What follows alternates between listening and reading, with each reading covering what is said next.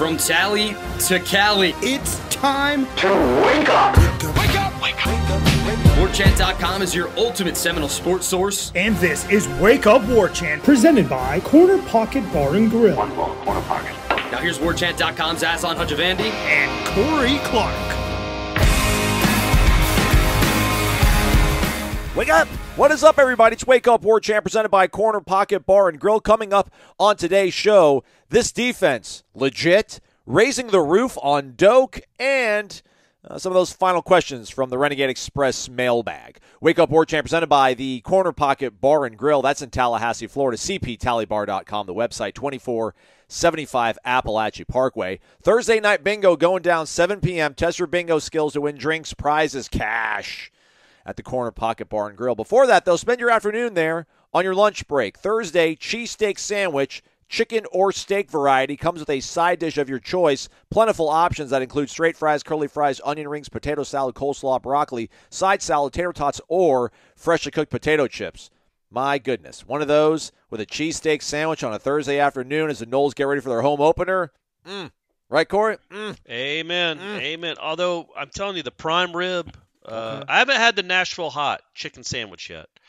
That's the last one on the new menu that I haven't partaken in. But that prime rib sandwich with the au jus, it's hard to beat it. It's hard to beat it. Au jus, oh yeah. Mm-hmm. Oh Amen, yeah. brother. Hey, but you can order au jus with anything. That's right. You can. You can order it with a Philly cheesesteak. You can order it with fries. You can order it with a salad and just dump it on your salad. I don't care. That au jus is that good. Also, head to the Corner Pocket Bar and Grill tomorrow, Friday. You can hang out with Jeff Cameron and Corey Clark. Happy hour returns, yes? Yes, it does. It's going to be a bit of a new format because I don't think we're going to do a live show from Corner Pocket. We just want to be there, meet and greet, hang out, like a real true happy hour. Like we're there. It's a happy hour. We're hanging out. We can talk to Noles. We just... so many people couldn't hear us. The PA was could be so spotty when more people came in there. And I just felt like a lot of people would show up to watch the show and then they couldn't hear us. And I was like, all right, well, let's just not have a show and let's just rub elbows with the folks and talk to people and talk the Noles. So that's what we'll do. All right, so that's 5 to 6 o'clock tomorrow. And then game day Saturday. Come join us at Hotel Indigo, still going down over at 5:30 at Hotel Indigo in College Town. We'll be there hanging out. Maybe all of the Warchant team, some of the Warchant team, but pregame show getting you ready for the Noles taking on the Golden Eagles of Southern Miss. And then later today, 3 p.m. if I'm not mistaken, if you've ever wanted to ask Irish O'Fell anything, you have that opportunity. Got to be a member, though, of Warchant.com. Head to the Tribal Council. There'll be a thread on there. I don't know if it's going to be like the written one that you did, Corey. I don't know if it's going to be Okay, all right. So go ahead and ask Irish O'Fell whatever you want. But you got to be a subscriber over at Warchant.com. Hit the thumbs up, everybody. Please subscribe to the podcast. Subscribe to Warchant.com. Subscribe to our YouTube page. That would be great. Noles will be practicing today and tomorrow. We're not able to watch those days. That's the way it's scheduled out. That's how the way it works throughout the season. It's fine. Not a criticism, just letting you folks know. We spoke to Adam Fuller following practice on Wednesday, Corey, and I just think it's probably apropos for us to shine a little bit of a light on the defense. Defense looked really solid, I thought, in practice. There was a moment there in 7-on-7 where the ball never touched the ground when Jordan Travis was playing quarterback, so you'll love to see that. Period 3, though, the defense kind of made the offense almost go like 3 and out, but they stopped after 3 plays that were it was an incomplete pass, Greedy Vance with amazing coverage on Keon Coleman, a throw to Jaheim that went a little bit high, and then a sack. Like it would have been a legit sack. I know I sometimes am maybe a little too tough on Jordan, but this one, I don't even think Mahomes or Michael Vick would have gotten away from this one. So then they kind of stopped, and then they rolled out the next unit, and the defense kind of picked up where they left off. Then what I'm going to deem the play, Corey, that singular play they do before they head back into the IPF to continue the rest of their practice. Ball was spotted at the 3-yard line. It was Jordan with a throw to none other than Keon Coleman in the back corner of the end zone, but Jarian Jones with the PBU. Okay. So defense. J-Dub. Yeah. Yeah, winning the day. Some offensive highlights maybe I'll get to as we I'll let you rip some stuff off on your thoughts about this defense, Corey. I can maybe fill in some gaps here offensively, give people something good to think about. But when we did speak to Adam Fuller, you listened. I'll be to the honest with you, afterwards. Aslan. I think the game they watched on Sunday night gives them a lot of good things to think about right. with the offense. Yeah, shouldn't it? Yeah, you're right. You're right. But defensively, that first play, I had a little bit of a pit in my stomach after it happened. I'm like, oh man, they're going to start doing this stuff again. But I didn't panic. I didn't go to tribal council and talk about moving services for Adam Fuller and his family. I stayed the course. Any sort of takeaways from listening to Adam Fuller's interview? I mean, just a supremely confident defensive coordinator, I think, probably says it best. But give us some nuanced thoughts of yours when you heard Adam Fuller talk about the way his team performed or his segment performed against LSU on Sunday. He said, I think he said bad eyes, poor eyes, and sloppy eyes, all in about a 10-minute stretch, talking about mainly that. Well, I think it was all about that one play, the first play. I think it was Deloach that had bad eyes on that play. It was certainly somebody on that side of the field, and it was a linebacker, so I think it was him. But it's just he just brought it up again and again that they teach aggression. They want to be aggressive. And he's like, if he'd have handed the ball off, he might have been tackled by 11 guys, which isn't the idea. And so that's why somebody was wide open on that side of the field, is because everybody went with the run action, and it left somebody wide open because they had bad eyes. And he said they had sloppy eyes a couple of other times, but that was the main culprit. But as he pointed out, rightly, even after the crazy penalties, some that might have been warranted, some not, and then even after two monster plays in the passing game that weren't like great throws, it's just bad coverage and then you miss a tackle or something, they stood up and they got the stops. And that's what he said he was most proud of, is it wasn't just we'll get him next series, so it's next play. Like, let's forget about that, next play. And that goes back, I think, right, to what we talked about with the offense, with the stuttering that it had, is when you have so many experienced guys and veterans that have played so much college football, they're not going to panic. Even if they have a dumb play or a couple of dumb plays in a row or a really bad drive or two, they know it's a long game. They know they have a lot of talent, that they're a very talented offense and I think defense, that the ship will right itself if they just focus up. So that's what I kind of got his biggest message, I think, is how proud he was of the response. After the struggles to start, they really kind of dialed in and played really well the rest of the way. And I thought he was good about Renardo too. Yeah, he said it wasn't like it wasn't a drive. It was the very next play they responded. It wasn't, because remember, they had a fourth down stop on that sequence there, so they got it figured out pretty quickly. But yeah, man, how about Renardo? I mean, we've mentioned, maybe you a little bit more strongly than I, just how talented Renardo is and was the best cornerback we thought on this team going into the season. And then to, mostly neutralize Malik Neighbors, who I only really catch I remember him making was like that third down conversion in the first half, towards the later parts of it, I think, when Renardo wasn't on him. Renardo then had a pick later on in the game.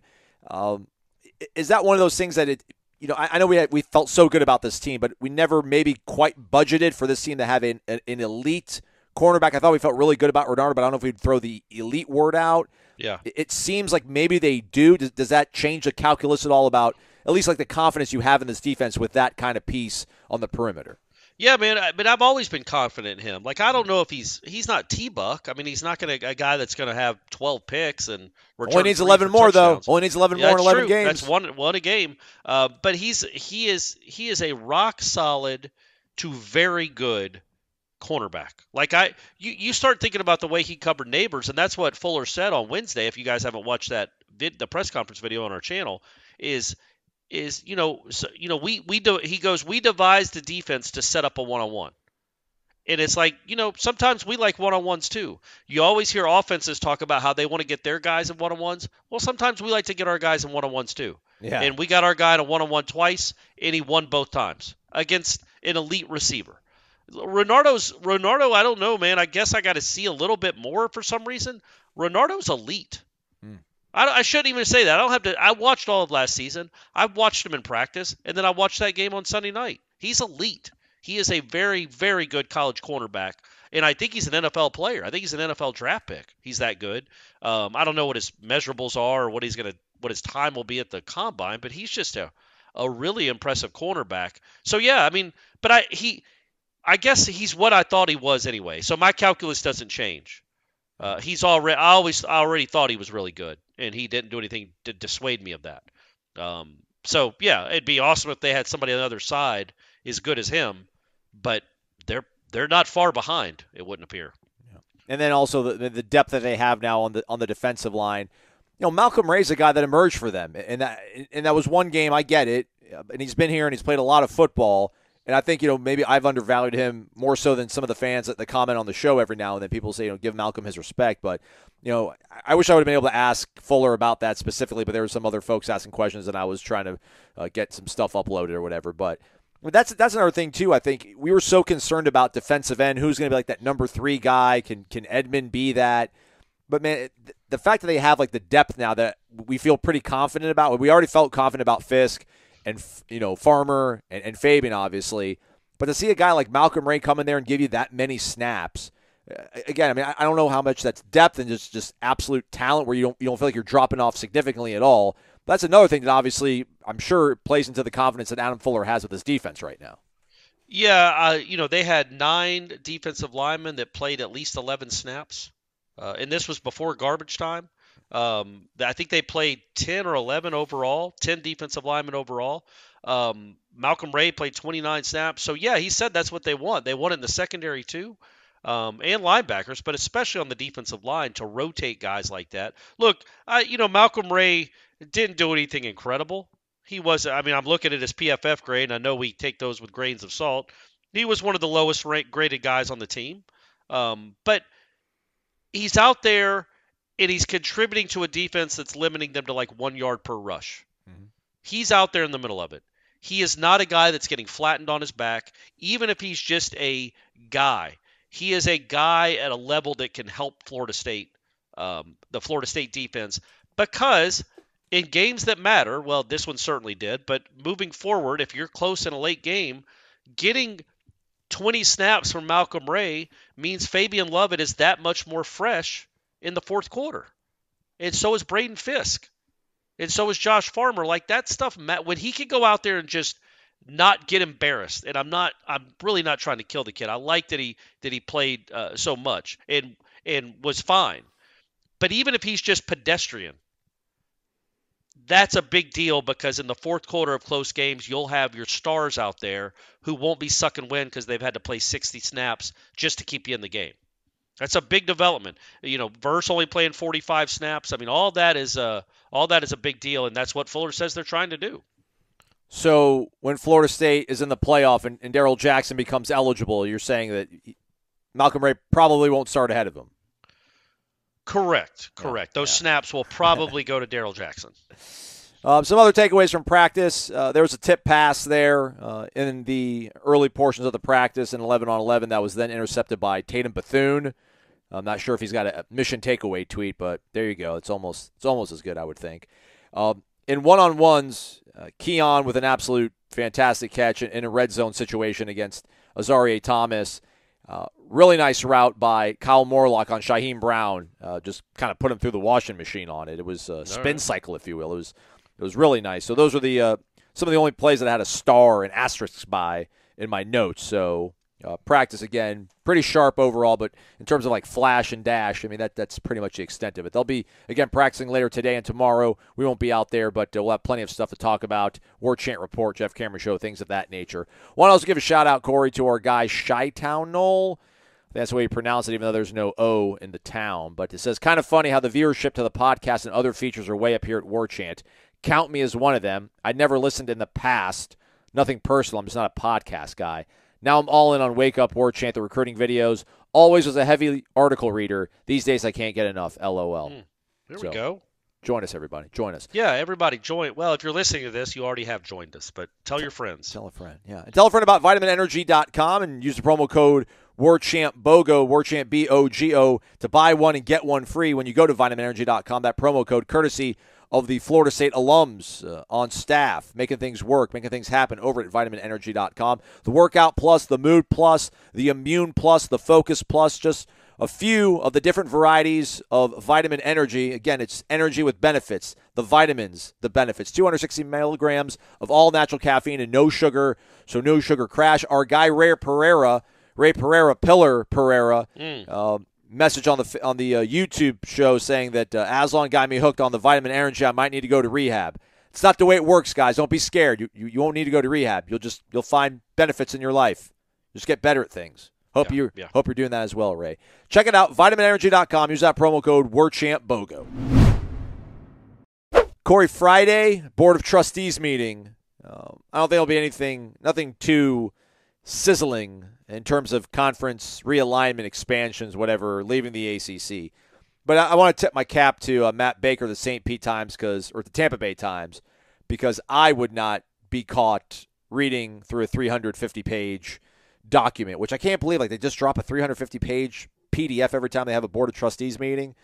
But there's mentions in there about they're going to talk about the stadium is going to come up in terms of funding to renovate some stuff that's already been, I think, mainly approved. But there was a rendering in there, and apparently like 41% of fans that they have surveyed are interested in some degree about putting a roof on Doak Campbell Stadium. And there's a rendering of it.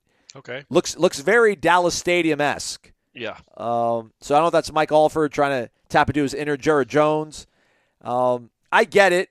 We sit in air conditioning, so it's awesome. We sit in air conditioning and we get free ice cream at halftime. I wouldn't want to sit there and cook on those metal bleachers, but hopefully they'll go to chairbacks here soon. But thoughts on a roof on Doak Campbell Stadium? I mean, just stay home. If you have to be indoors to watch your team play football, just stay home. But I get it. There are rain. It affects one game a year. The heat is always going to be an issue. But Saturday night, it's going to be midnight. It's going to be a paltry 77 degrees by the time that game is over, 75. And then again, it's easy for me to say because I sit in a press box. Well, I've also been going to that stadium for darn near 40 years now, and I've sat in plenty of times where it's hot, where it's a deluge. It's just part of the experience. Weather's part of football, and I couldn't fathom. The only way I would vote on putting a roof on it is if it guaranteed one big, huge concert act every month in Doak Campbell. Oh, wow, every month? I mean, come on. Every month after football season. So from January to August, you get U2, you get Taylor Swift, you get Beyonce, you get Garth. They're all rolling through Tallahassee. Yeah. That's the only way I'd vote for something like that. Which, by the way, do that anyway. Dome roof or not. I've seen Garth. I know Garth played at LSU Stadium, and I know Garth played at the Swamp. Why can't Tallahassee? Tallahassee's got 75,000 seats. Why aren't they on the rotation for Taylor Swift? Garth played Dothan. He played the Peanut Festival one year. So what's going on? Why doesn't Doak get any musical acts at all? You can't have that stadium for why not? I saw Belle Biv DeVoe on there after a spring game once, or Salt and Pepper and Vanilla Ice. Correct. They were on that field. Why can't Garth or Taylor Swift or U2 be on that field? I don't know. We'll have to kick the tires on that a little bit more. I'm absolutely kicking the tires on that. Is all I'm saying. But I can't imagine. Look, man. Listen, man. What would it cost to build a roof? I don't see that. $100 million? $400 million? Listen, these are all the data on this, I assume, is from surveys to season ticket holders and boosters. I mean, I don't want to say that I'm out of touch with these people, but I'm clearly out of touch, and it's probably me that's the problem here. But the graphic that I sent you and Ira already knew that it existed because Ira knows all this stuff. It says single most important enhancement. There's 4 things on here. Enhanced concourse spaces. There's a beautiful rendering. Imagine like Doak not just being gray, epoxy, concrete, just, minimalism. Like it's got this beautiful color palette and lighting. It looks beautiful. 11% would want that. Increased seat width, leg room. Absolutely. That would be my number one. I mean, but it's the third. It's 21% say that's their single most important enhancement. Chairback seating. That's 27%. So that's second highest. A roof structure, according to 41% of these folks that Florida State went ahead and surveyed, say that's the single most important enhancement for them. What about a contraption to block out the sun? Like a roof? I meant more like a big orb that has an arm on it that rotates because a roof is going to cost too much money, Aslan. Okay. So you get an orb that just rotates with the sun to keep everybody at Doak in the shade. And it just blocks out the sun that way. And you somehow build a platform over it where if it rains, you don't get wet. The point, you're right, it's a roof. I guess that's what I'm saying is a roof. But how much do we think that cost, Aslan? $1 billion? No, I mean, I don't think it looks like it's one of those. It kind of you're gonna build like a puffy, like Metrodome one from the '80s. Yeah, it looks kind of vinyl, like almost like vinyl, not like. No. And look, here's the thing about a survey. Yeah, it'd be awesome to have a dome. Okay, what if the next line under that is your seat prices will be raised by 900%? You'd be like, okay, well, maybe the chairbacks are a better idea. Like, yeah, why not? Could you have, I don't know, everybody Renegade deliver snacks? Like, is that an option too? Like, I just don't see why you'd even put a roof or a dome as something that you would want as a part of this stadium. You're trying to catch all these SEC teams. You can't be worrying about that. That money has to go to the next great tight end or quarterback. He can play in the weather. He doesn't need a roof over his head. That's all I'm saying. We've always been a little bit weird about money and how it's best spent. Whether it's when it comes to facilities, I think so many times when we think about facilities, we think about the football-only facility, right? We think about the chocolate fountains and the slides and all that kind of stuff in the barber shops. I mean, Florida State seemingly here wants to really up its sort of status, its stature when it comes to spending on their stadium. Right now, they're 8th in the ACC in terms of the amount of money they've invested in their stadium over the last 20 years. That's crazy to think about. They're also like 17th when it comes to top 20 attendance across the country. But they really want to just kind of flex their muscle there and become one of the programs that spends the most when it comes to their stadium. I know that's maybe a little bit beyond our pay grade. Yeah. But I mean, I would trust. I don't know. It just feels like this sport is becoming more and more driven by television. So it seems almost counterintuitive that the fan experience now, where it feels like it's the horse is out of the barn on this one. Like it feels like this you're kind of almost grasping for straws to bring people back to the stadium. Or do you think this is more about keeping the people that are coming to these games to continue because maybe they feel people like me, if I wasn't on the payroll, I'd be a lost cause because I probably wouldn't drive if I lived elsewhere to come to a game. You'd think if you lived in Dothan, you wouldn't drive, and you had a Saturdays off somehow. No. You wouldn't drive to come watch this team? I wouldn't be living in Dothan, though, unless I had a job there still. But I get your point. You know what taken. I mean. Yeah, your point Well, taken. 3-hour drive or a 5-hour drive. Yeah. I feel like you would drive to come watch this team. It's like an hour and a half, hour 45. The bigger issue when it comes to watching Florida State football is not a dome. It's the absurdity of the hotel room situation. That is by far a bigger issue. So if the fifth option had been, what about regularly priced hotels instead of $500 for the worst room you've ever stayed in? I feel like that would have been 100%. Yeah. But they can't control that apparently. So anyway, I mean, they keep building hotels in Tallahassee. But either way, the point being this is that they're not building a dome on Doak. They're not going to put a roof on Doak. I don't even know why they offered that as a option. Widen the concourses, get the Wi-Fi even better. Make sure you don't run out of water, and widen the seats a little bit. It sounds crazy. Like they want to do $200 million in investment into the stadium. I mean, that sounds like a huge, preposterous number. But Matt Baker's reporting here. USF's proposed on-campus stadium is going to be $340 million, and the renovations that it's going to go down in Gainesville is $400 million. So it just kind of feels like this is the cost of doing business right now. Crazily enough, though, if they were to spend the $210 million and invest in the stadium, they'd blow by Clemson for number one in the ACC. They'd be at $295 million over the last 20 years. Clemson would be at $163. But in terms of like the top 20 attendance nationwide, A&M would still be ahead of them. $518 million they've spent in the last 20 years. If Florida State were to invest $210, they'd be at $295. And you see what that's doing for A&M, right? Like that, they just keep pumping out great football teams. Pumping out money into mybookie.ag could be your get-rich-quick scheme. Do it responsibly. Use the promo code WARCHANT. You'll get an instant cash deposit bonus based on the percentage of money that you went ahead and deposited into your account. Again, there's futures out there. There's a live casino, multiple sports. and then everything you'd want college football-wise. This is a stinky line, Corey, I feel like. Texas Tech, they lost on the road to a decent Wyoming team. They're giving out 6.5 at home against Oregon. No, they're not. They're taking 6.5. Sorry. They're taking. Yeah. Oregon's giving out 6.5 on the road. Get it together, A-Train. I apologize. Yeah, that still seems a little light, doesn't it? Like, I would have thought Oregon would have been favored by 10 or 12. Yeah.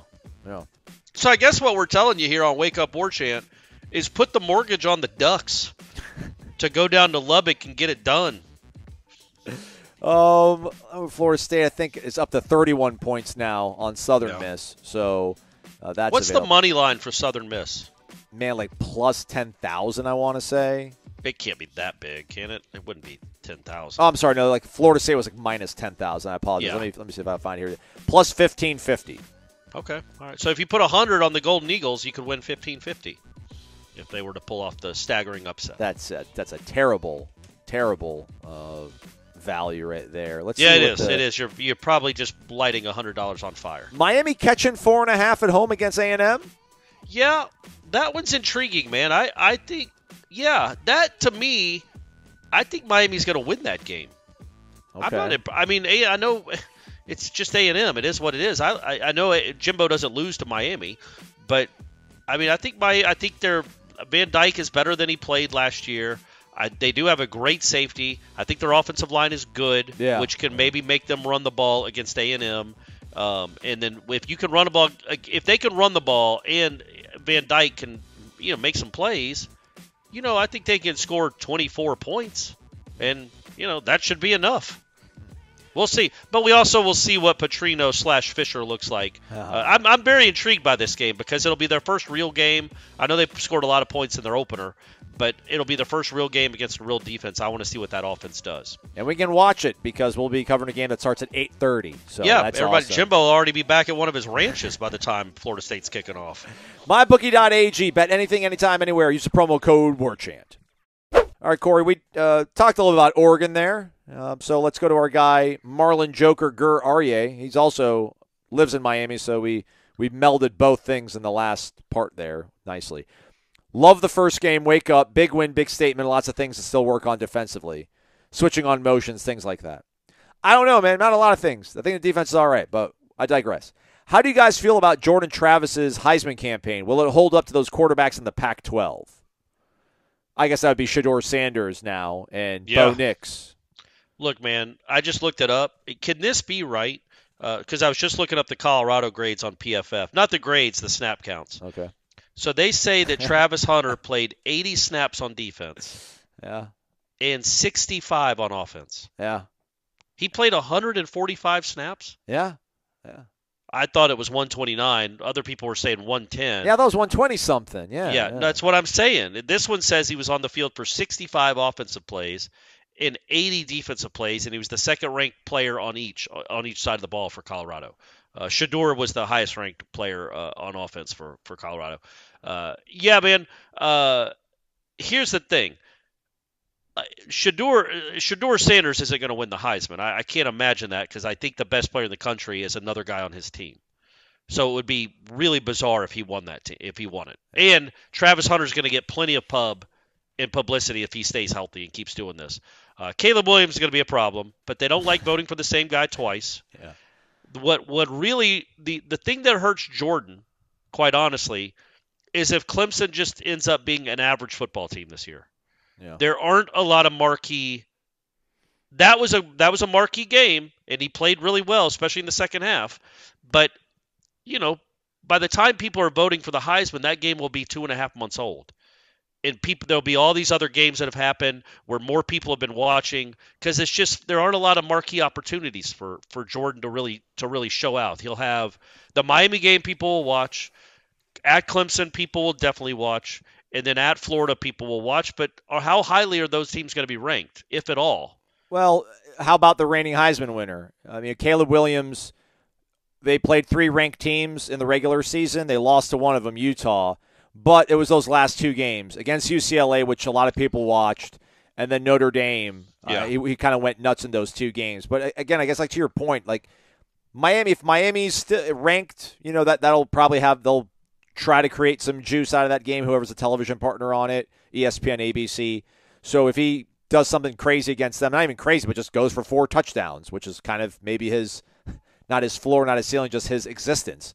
And then Florida, even if Florida's not all that great, just going in there and then capping off that season to win and then going into Charlotte, maybe that would be enough sort of primetime games. Because you're hoping that LSU will, I don't know if I'm saying I'm hoping LSU, but I assume LSU is going to still end up probably winning 10 games or close to it. So that's going to still be viewed as a quality win. Yeah, it will be, and people remember it. Everybody watched it, so I get that. It's just, 2 months later, the real thing is if he's going to put up good numbers if he's healthy. And if they win all or almost all of their games, he will be in the conversation for sure. He's just got to have, like, he crossed one hurdle off the list. He jumped over one hurdle, which was on Sunday night in Orlando. The one in Death Valley, even though they're going to be 2-1, they'll be 18th in the country. That's still a ranked team where people will be watching. I haven't looked at the schedule. Maybe it's still a game. It might still be a game day game if it's number 4 versus number 18.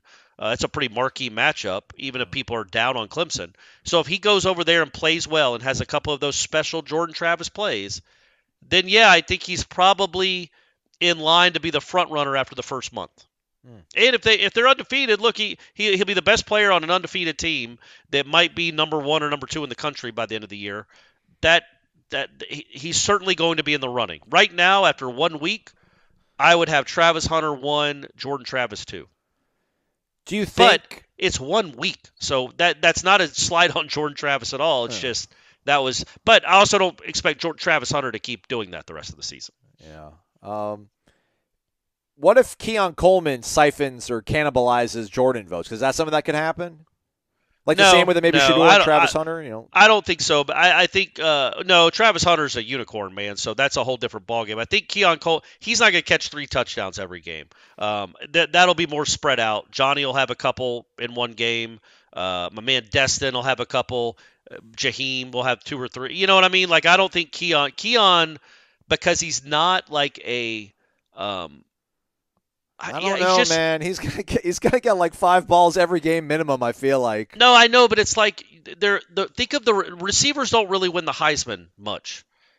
And think about the kid at Alabama. He was a different kind of player than Keon. Like, he returned punts, he did reverses. He was like Devontae Smith's like 5'10", 5'11", this fast, twitchy, huge play, little guy running through, making spectacular plays. Keon makes spectacular plays, but not like Peter Warrick or Devontae Smith. So you just don't see receivers like that win the Heisman. So that's why look, man, if he has 36 touchdowns at the end of the year, Keon Coleman might win the Heisman. If he catches 3 a game for the whole season, he will be in New York. There you go, Keon. You heard it. You heard it. That's all you got to do. What's Colorado's win total got to be, you think, for Travis Hunter to win? Oh, I don't think it has. I think it's not dependent at all. I mean, if they go 7-5, you still think. What was Tebow's record when he won it? They weren't very good that year. I think they were 8. They won 8 games, maybe 8 or 9 games. They weren't 10-2. I think if Colorado has a winning record, and this dude has, I don't know, man, 12 touchdown catches or 10. If he has 1,000 yards receiving and is the best cornerback in America, he's going to win the Heisman. Yeah. And nobody could argue with it. And then he's going to be introduced to Battle's End. Yeah. And we're all going to be happy in 2024. He'll come back home, the prodigal son. It's an old one, but I guess let's get our guy, random_John. Good morning, guys. Again, I'm going to ask, what did Vegas see in LSU that they didn't see in FSU when they laid the line for that game? Is it just the last 2 games Florida State played? And I know LSU got hammered. I know they got hammered, but like, was it the bowl game? I mean, if the way they hammered Purdue, although, listen, Purdue didn't even have their coach. It was ridiculous. And then Florida State eked by a bad Oklahoma. I don't know, man. Just Brands year 2. It's the first game this time. Florida State didn't get a tune-up. LSU, doesn't have a tune-up either. It's going to be more fair, more equitable. I don't know. I still don't know. I can't figure it out. Matt, who we work with at Warchant, he said one of his buddies, his thought was that since gambling is legal in Louisiana, They wanted to make it more likely for Louisianans to gamble on LSU. But right. that wouldn't make sense because then you would they thought LSU was going to win anyway. You could give them a couple of points, and then the whole state would have bet on LSU. So I don't know. I know this isn't hindsight. I know people that have been listening to this show long enough and listening to me know I was confused by that line, and I also was confused about the Jaden Daniels Heisman love compared to Jordan Travis, because I don't know how you could watch those two quarterbacks last year, not just in that one game in New Orleans, but the whole season, and think, yes, Jaden Daniels is a better quarterback than Jordan Travis. I don't know how they came to that conclusion, and then I don't know how you look at how those two teams played last season, and really, in my mind, how they ended last season. But even that game they played in New Orleans, and think, okay, who got better in the offseason? And think that answer was LSU. But yeah, I don't know. I don't know if they made money or lost money. I'm assuming Vegas lost money on that game on Sunday night. XDQ004, guy Derek, wake up! Got to say that win gave me dynasty vibes, especially the last touchdown. That's exactly what Bobby would have done. I'm glad Mike did the same. He did CMN. I'm sorry, Coach Mike Norvell. Okay. My only criticism was why was Jordan and the rest of the starters in after we were up so big? LSU just quit. There was no chance of them coming back. If Jordan gets hurt on that run on the last touchdown drive, we would be crying right now. Situational awareness. Question: what do you consider as the best neutral site regular season win in FSU history? I'm going with Notre Dame in, I believe, 1994. Or was it 96? He says 94. It was 94. Was it 94? Yeah. I don't know why it was in that same building. I think that was in Orlando, too. It was. Yeah. It was. I still can't believe that we allowed them to not do a true home and home in 93, 94. What say you? Support the guys, support the sponsors, go Noles. I don't think it's that. That game was very frustrating. Florida State won. It was the year after the game of the century that Notre Dame had beat Florida State, but Florida State still won the national championship. Cannell was the quarterback. Warwick Dunn and Rock Preston both had over 160 yards in that game, and they won by a touchdown. Kez had a big catch late. I think Notre Dame, they scored 2 touchdowns. One of them was on a strip sack fumble by their really good I can't remember who their DB was. But anyway, y'all didn't ask about that. I'm just showing off. I wouldn't say it was that game. Right off the top of my head, man. I mean, so not a bowl game, a neutral site regular season game. Yeah. There's not a ton to choose from. I mean, like Iowa State, Kansas. Nope. Southern Cal, was the game played out in Los Angeles? Yeah. That was a true home and home, not like that nonsense that he just mentioned with Florida State and Notre Dame. Oklahoma State, Cowboys Classic 2014. They played BYU in 91 in the Pigskin Classic in Anaheim. Okay, that's they were the one number one in the country. That was a fun one. With Ty Detmer was the reigning Heisman winner. Okay. They beat him 44-28, and it should have been a lot worse than that. I'm going to say that one for now. I also, the Alabama game in Jacksonville, Saban's first year. Yes, 2007. Will always hold a special place in my heart. That was a really, really cool atmosphere for one of those games. So I would say really, okay, so I'm going to give you my top 4 in no particular order. That game, the Alabama-Florida State game with Dakota Fagg puts it away down the sideline. The Pigskin Classic against BYU in 91. And then these last 2 LSU games. Oh, okay. The last time. New Orleans was just awesome. When you think about the game was so weird at the end, but that whole weekend leading up to it and just that atmosphere where I can promise you, when LSU fans walked into that stadium, they were like, what is this? Why are there I can't believe they've taken up half the stadium. That's crazy. I can promise you that's what LSU fans were thinking. And then after walking out of the stadium, they were thinking much worse things. So I just think that was so cool that was a legitimate bowl atmosphere, like a big bowl atmosphere. And then this last one just because of what they did to LSU and how much fun that was to watch. I'll throw in 2016 Ole Miss just because, like, being in that stadium as a fan, like my brother and my friends, like Ole Miss thought they had that game won. So to watch them, I know LSU fans they went crazy after that first play, but then they were quieted quite quickly. I know they went into halftime up, but man, like Ole Miss had Florida State dead to rights, and they were letting us have it in the stands. And then to like watch it turn, There was a guy that had had the Ole Miss pom-pom. I yelled at him, and then like he got up and left in the fourth quarter because he knew the game was out of control at that point, and just to watch him like leave in shame, like quietly like tapping his wife on the shoulder, like, baby, let's go, we got to get out of here. Yeah, like, that's fulfilling. So I'm gonna put that there. And yeah, man, stop at Seneca Wallace in Kansas City at Arrowhead Stadium. Just gonna throw it. What a great moment that was. The Ole Miss game, that was obviously that's the Ricky Aguayo game. Yeah, it is. Ice water in his veins, that kid. Did he ever miss a kick after that? I think a couple. Oh, is that it? Okay. Yeah. What about A&M and East Rutherford in '98, Corey? No. No. As cool as Winky's first start, but no, there was nothing great about that game. I just looked up again, kind of taking a shot at PFF. Did you watch any of the Colorado game or any of the highlights? Not a lot. I was on the road with Ira. We're listening to on the radio. They put our man Bishop Thomas in the game on a goal line formation on offense as a fullback. Nice. Yeah. And that was the only play. And if you watch that, they even say Joel Klatt, who's really good, by the way, he even says, hey, I think that's defensive lineman Bishop Thomas in there at fullback. And it was. And he leads the way and legitimately decleat pancakes the TCU defensive back. Yeah. Like sends them, just straight pancakes them. Send him to Amarillo. Send him to Lubbock. And he got a grade of 60 on that one play in run blocking. 60. It should be 108. I don't know how he got a 60. What did he not do right? He had one dude in front of him. Hand placement. Yeah, is that what it is? Yes. His hands are a little too high, a little too sloppy with his hands. Yeah, so that's again, it's a good tool. It's a great tool for snap counts. Yes. But it still leaves some work to be done. Lake McClendon played a lot in that game too. McClendon and Duke Cooper. Duke Cooper played like 73 snaps, and McClendon played like 50 or so. I thought he was going to get ejected. Listening to it on the radio, they said that Omarion had thrown hands, like him and another TCU player like punched each other, and I'm like, oh man, he's going to get ejected like in the first half. That's not good.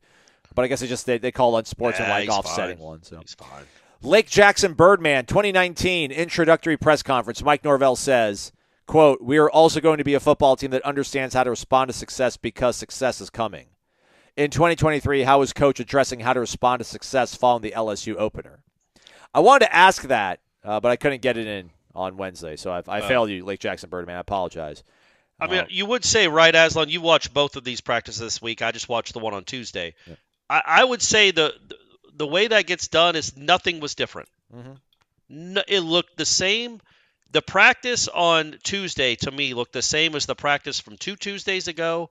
It also looked the same as the Tuesday practice after Boston College last year, after NC State last year. When you talk about a standard, there is always a standard that they're going to practice at, and he never changes. He never changes. Like you saw him on Tuesday, Aslan. He got so mad at one of his players, he almost had to take a knee. Yeah. And this was 2 days after they just beat the bejesus out of the number 5 team in the country. Like, that's just how he's wired. He doesn't let that. I don't think it's not just for show, clearly. Like, this is how he's wired. He's like, yeah, that's awesome. We were supposed to do what we did, but none of it matters if you somehow stumble against Southern Miss or stumble later in the year. So, I think this guy's legit in what he wants out of this program and how he runs a program is that nothing changes. Whether you win by 30 or lose, you still are going to work really, really hard. And I think we'll see, I guess. We'll see how they handle success. This particular team, but I would be stunned if they all of a sudden got like fat and happy and stopped practicing hard. Yeah. I don't think that's acceptable at Florida State anymore. Quinn67, wake up. Great win Sunday night. Felt unreal watching us dominate the line of scrimmage in the second half. 41 years and counting since we last lost to the Bayou Bengals. Yeah. Question, speaking of long winning streaks, what do you think is our best win out of our undefeated stretch here in Orlando? Go Noles, Quinn67. So what is it? It goes back to that. There's Ole Miss, obviously. There's that Wisconsin the Notre Dame Bowl game. Yeah, Wisconsin Bowl game. The Wisconsin Bowl game. I think they beat They had a game. They Duke. used to have a couple of games there. Yeah, Duke or Wake or somebody they played there.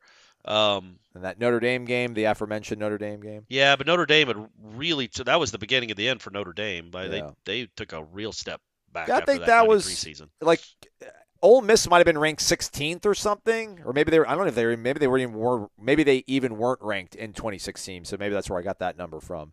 But no, what they did to LSU, number 5 LSU, that's most impressive. So by virtue of that, I would say best, right? Yeah, I think so. Maybe more. Yeah, the Oklahoma game was fun, but I wouldn't think you would say you played well in that game. Yeah.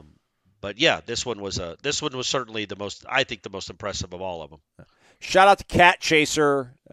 We met before he went to my alma mater in high school. We met back home and then bumped into him at the stadium. Says, met you at the stadium. Remember, we graduated from the same high school back home. Okay. So yeah, shout out. I remember bumping into him. Gator Kirk, wake up. Great win. Have some things to clean up. Not acceptable to give up points at the end of each half. Tough crowd. I was going to say the second half, don't hold that against them. Given the weapons on offense, how would you try to stop FSU? It's a good question, man. I think I just don't cover Johnny and see if he drops them all. Because he won't. But I literally like that the only way they stopped Florida State, 2 of their Florida State's drives, I think they only didn't score on 4 of them. And 2 of them were because Johnny Wilson dropped the ball. Now, look, and again, you guys know my affinity for Johnny Wilson. He extended a lot of drives too. Like he kept drives going. The first one, I think he had 6 first down catches. 3 or 4 of them were on third down. Like he had a nice game. Those just were some unfortunate drops. But I honestly don't know what you do. I don't know what you do. I think I don't know what you do, Aslan. I was trying to think. I was like, maybe you back them up and get them to run the ball and see if you can just – they're going to get first downs. You give them 8 yards here, 11 yards there, but it's better than Keon going for 50.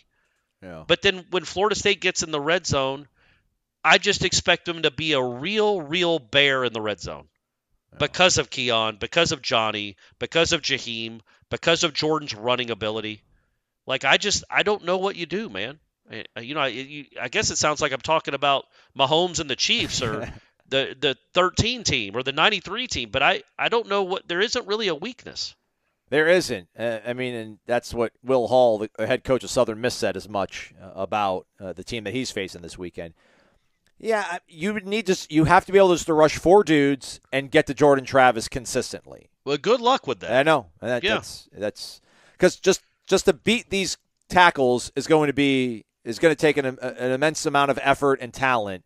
But then to get your hands on Jordan Travis is going to take an exponential amount more effort and talent to get him on the ground. Here's the real answer, though, honestly. Once they get in ACC games is you grab Johnny and Keon on every play. Those ACC refs do not want to call you for DPI. They're going to feel sorry for you. And trust me, there's a lot of animosity right now in this league. They are not going to call defensive pass interference on every play. They just can't. They won't. So I would play them man-to-man and bear hug them on every play.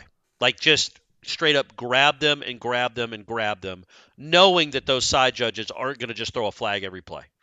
That's literally your only chance is to try to manhandle those guys. And again, good luck with your 5'10" corners, but try to manhandle them and hope they don't call you for it. Our guy Noel Sean, last one, he asked earlier in the week about asking Norvell, the plan behind rotating the offensive line. Is that something they're going to do all season long? I kind of asked Coach about it. Just I know they want to be multiple on offense, but multiple in terms of like their formations and not multiple in terms of the guys they want to have out there on the offensive line. But I think him and Alex Atkins said the same thing. Like some cases it was health, some cases it was just thinking they had a better matchup. It worked. Yep. Can't imagine they're going to rule it out, right, Corey? After the way it worked out on Sunday. Oh, about rotating? Yeah. No, I think that's what. Yeah, again, it worked. Like you said, it worked. Nobody really does that. I know the Patriots did it a few years ago when they would rotate linemen.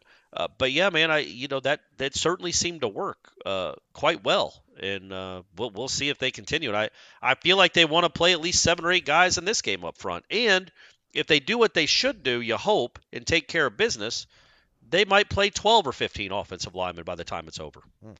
All right, and this one is from Noel Sean. I think this will be the first time we get asked this. it won't be the last. Oh, can I go back real quick to that other question? It wasn't a question, but I don't agree with the Jordan. I wouldn't have taken Jordan Travis out with the 21-point lead either. Okay. The crazier things have happened. There was 5 minutes left. I know you're probably not. You're not losing that game, but still, I would keep my starters in. I do agree that I might tell them, don't ever do that again when we have a 21-point lead. Don't ever go lower your shoulder to get a meaningless first down when we have a 21-point lead. So, anyway, go ahead. This is a question I think that will be recurring on the program. Let's just All right. this will be the first time you answer it. It'll just everybody realize where Corey's allegiance lies. Corey, ESPN projects FSU to play Georgia in the Sugar Bowl college football playoff. Yeah. How peak would that experience be for you personally? If no, or if so, when it happens? How peak? I'm sorry. How peak would that experience be for you personally if, no, when, Right. it happens? But is peak a new phrase that I don't? I guess like high key, like how high key, how excited would you be? Maybe. Oh, Yeah, spell okay. peak like a mountain peak, not like PIQUE, like pique your interest. So, like, how fat would that be? Yeah, Like- fat for sure. PH, yeah. Bad isn't good. Yeah. I gotcha. Sick, how sick. How sick would that be? That's even better. Yeah. That would be off the chain. People are still saying that, right? Bring it back. Yeah, off the chain. I was asked that on Sunday night at the team hotel, which I happened to stay at. Oh. Somebody asked me who I would root for. In the Lazy If- River? It was outside. It was inside. The Lazy Okay. River was outside. No, I Okay. wasn't in the Lazy River then. It was too late. I think they shut it down. Look, man, if Florida State's playing Georgia, for a variety of reasons, my allegiances would be Florida State. All of you folks, the fact that Georgia's won 2 in a row already, my business, like everything. Plus, I grew up a Florida State fan. Yeah. I've been going to Florida State games since 1983. My first Georgia game was 1997. I would guess in my lifetime I've been to 300 Florida State games, give or take. Are you counting I've as a been- professional or just? Yes, as a Okay. professional. Yeah, I've been to 6 Georgia games. Okay. So and one of them was against Florida State. So that's my allegiance would be I would be pulling for Florida State. Number one, because I know these players, I know these coaches, and I know the fans. Like I have a relationship with all you people. What do you mean, you people? And then also it would be very good for Warchant if Florida State could not only get to play Georgia in a meaningful game, but then beat them would be great for everyone. Could you imagine the show after Florida State loses to Georgia in the playoff, and you come on, you're like, listen, man, I ain't gonna lie. How about them dogs? Go dogs! Yeah, just start barking. That would be incredible. I got a D on my I was about to say I have a D on my chest. You know what I mean? Like I painted a D on it. Yeah. Right. Yeah. Okay, that's The letter D. Yeah. The letter D, gang. there we go. Get your minds out of the gutter. That's a good cue for us to leave. Oh, I do need to issue an apology. It's 3 days in the making, apparently. Stephanie was not happy when she got text messages on Monday morning about me calling her out for snoring. Oh. So you had her back, though, Yeah. which was nice. She appreciated that. That's So right. I just wanted to apologize publicly to her. My fiance, my lovely fiance, Yes, say it. for my lovely fiance for outing her.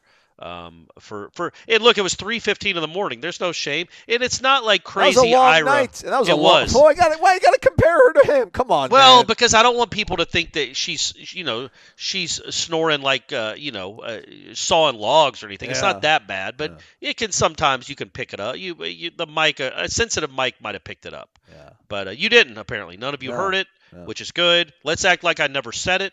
Now that this apology's out there, the board has been wiped clean. I never heard of that idiom before until I think earlier this year about sawing logs, and I love it now. Yeah. It's perfect. It's so apropos. Ira is like it's not even a chainsaw. I'm editing this out. We'll be back live 6 p.m. tonight for you folks doing the darn thing. Mm-hmm. Join us. It'll be fun. It'll be exciting. We're going to talk about Florida State, the number 4/5 team in the country. Hopefully they'll unanimously be one of those so we can streamline that introduction. All right, we're going to head not to practice. We're going to do the Warchant Report and Amen. create other pieces of content for your enjoyment over at warchant.com. Hit the thumbs up then.